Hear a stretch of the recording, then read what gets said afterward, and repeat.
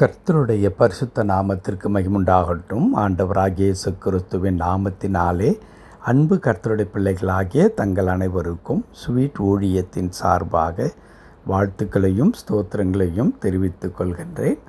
அப்போஸ்தலருடைய நடபடிகள் 1 அதிகாரம் 8வது வசனம். அப்போஸ்தலர் 1 அதிகாரம் வசனம் 8. பரிசுத்த ஆவி உங்களிடத்தில் வரும்போது நீங்கள் பலனடைந்து எருசலேமிலும் யூதேயா முழுவதிலும் சமாரியாவிலும் பூமியின் கடைசி பரியந்தமும் எனக்கு சாட்சிகளாய் இருப்பீர்கள் என்றார்.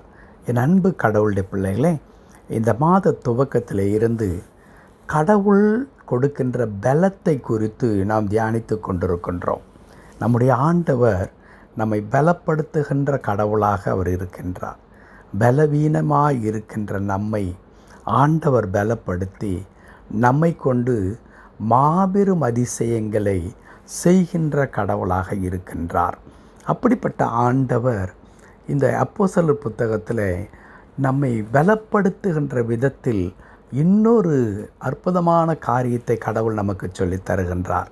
அது என்னவென்றால், பரிசுத்த ஆவி உங்களிடத்தில் வரும்போது நீங்கள் பலன் அடைவீர்கள் என்று எழுதியிருக்கிறது. எவ்வளோ அற்புதமான ஒரு அனுபவம்! நம்முடைய கடவுள் நம்மை அழைக்கும் பொழுது ஆண்டவர் நம்மை சாதாரண ஒரு நிலையில் இருந்து அழைத்து அசாதாரணமான காரியங்களை செய்கின்ற மக்களாக நம்மை மாற்றுகின்ற ஆண்டவராக இருக்கின்றார்.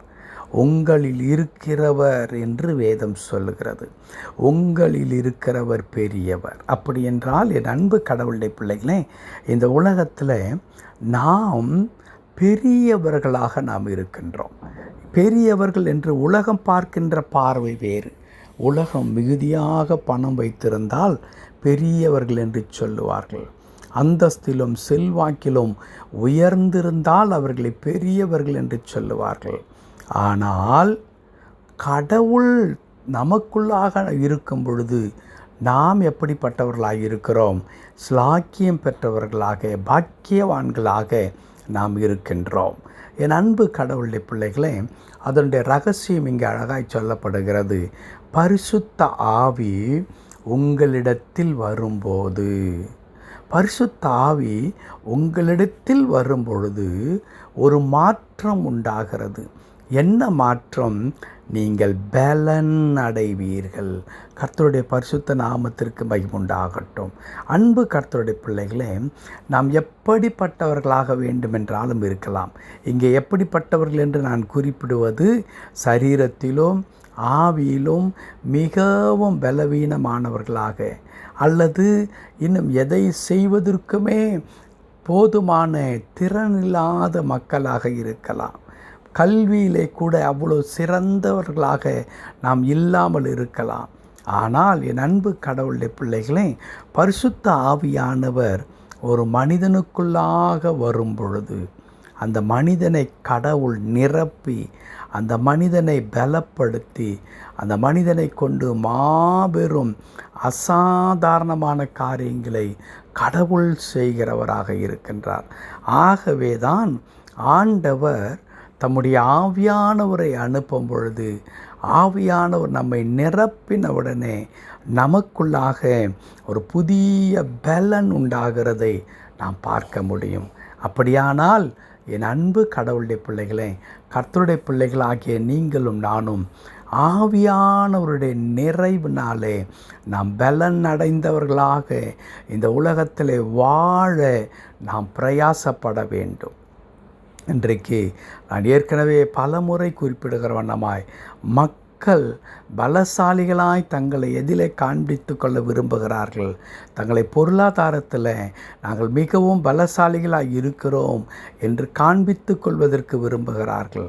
இன்னும் ஒரு சிலரை பார்க்கும் பொழுது, குறிப்பாக வாலிபர்களை பார்க்கும் பொழுது, நான் மிகுந்த கட்டுக்கோப்பாக என் உடலை வைத்து கொள்வதற்கு நான் போதிய உடற்பயிற்சி செய்வதன் மூலமாக நான் மிகவும் பலமுள்ளவனாக இருக்கிறேன் என்று தங்களை நிலைநிறுத்தி கொள்ள விரும்புகிறார்கள். இன்னும் ஒரு சில மக்கள் இருக்கிறார்கள், விலை உயர்ந்ததான உணவுகளை எடுத்துக்கொள்வதன் மூலமாக நான் மிகுதியான ஆரோக்கியம் நிறைந்த ஒரு பலசாலியாக இந்த உலகத்திலே நான் வாழ நான் முயற்சிக்கிறேன் என்று சொல்லி இன்றைக்கு மக்கள் என்ன செய்கிறார்கள், தங்களை பலசாலிகளாக நிறுத்தி கொள்வதற்கு அநேக விதமான வழிகளை தேர்ந்தெடுக்கின்றார்கள். ஆனால் கடவுளுடைய பிள்ளைகளுக்கு ஆண்டவர் ஒரு அற்புதமான வழியை சொல்லித் தருகிறார். நீங்கள் பலன் அடைவீர்கள். எப்பொழுது நான் அனுப்புகின்ற பரிசுத்த ஆவியானவரை நீங்கள் பெறும் பொழுது நீங்கள் பலன் அடைவீர்களாக இருக்கிறீர்கள்.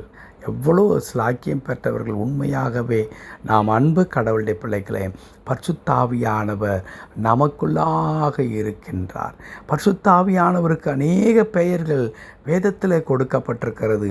ஏன் முதலாக ஆண்டவராகிய இயேசு கிறிஸ்து பரிசுத்த ஆவியானவரை குறித்து சொல்லும் பொழுது, நான் போவேனே ஆகில் உங்களுக்காக தேற்றரவாளனை நான் அனுப்புவேன் என்று சொல்லுகிறார். அவரே பரிசுத்த ஆவியானவரை குறித்து சொல்லும் பொழுது, த கம்ஃபர்டர், உங்களை தேற்றுகின்ற ஆவியானவரை நான் அனுப்புவேன். நான் போனால்தான் அவர் உங்களிடத்தில் வர முடியும். ஆகவே நான் போவது உங்களுக்கு நல்லது என்று ஆண்டவராகிய இயேசு குறிப்பிடுவதை நாம் பார்க்க முடியும்.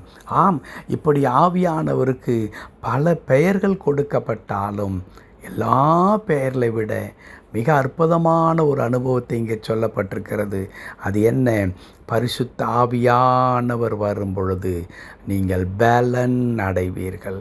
அன்பு கடவுளுடைய பிள்ளைகளே, அப்படியானால் இன்றைக்கு நாம் இந்த ஆவியானவரால் நிரப்பப்பட்டிருக்கிறபடினாலே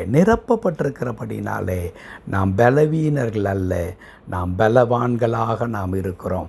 அப்படியானால் ஒவ்வொரு நாளும் நம்முடைய பிரயாசம் என்னவாக இருக்க வேண்டும்? நம்முடைய விருப்பம் என்னவாக இருக்க வேண்டும்? ஆண்டவரே, உம்முடைய ஆவியானவர் என்னை நடத்தட்டும் சுவாமி, உம்முடைய ஆவியானவர் என்னை நடத்தட்டும். தாவீது கூட அப்படித்தான் ஜெபிப்பார். உம்முடைய ஆவியானவர், நல்ல ஆவியானவர் என்னை செம்மையான பாதையில் நடத்துவாராக என்று ஜெபிப்பதை நாம் பார்க்க முடியும். ஆம், அப்படிதான் கடவுளுடைய பிள்ளைகள் ஒவ்வொரு நாளும், ஆண்டவரே உம்முடைய ஆவியினால் என்னை வழி நடத்தும் ஆண்டவரே, என்னுடைய மாமிச பலத்தினாலே அல்லது எனக்கு இருக்கிறதான மற்ற அந்தஸ்துகளினால் உண்டாகிறதான மேன்மையை கொண்டு நான் இந்த உலகத்தில் வாழ்கிறவனாய் அல்ல, கடவுளுடைய பலத்தால் வாழ்கிறவனாக என்னை மாற்றும் சாமி என்று நாம் கேட்க வேண்டும். அப்பொழுது ஆண்டவருடைய பலன் நம்மை நிரப்பும். அப்படி பலன் நிரப்பும் பொழுது அநேக காரியங்களை நாம் செய்து முடிக்க முடியும். கர்த்தர் தாமே அப்படி உன்னதத்திலிருந்து கடவுள் நமக்கு அனுப்புகின்ற அந்த ஆவியானவர்னாலே ஒவ்வொரு நாளும் நம்மை நிரப்பி நம்மை பலப்படுத்தி பாதுகாத்து வழி நடத்துவாராக. ஆமென், ஆமென்.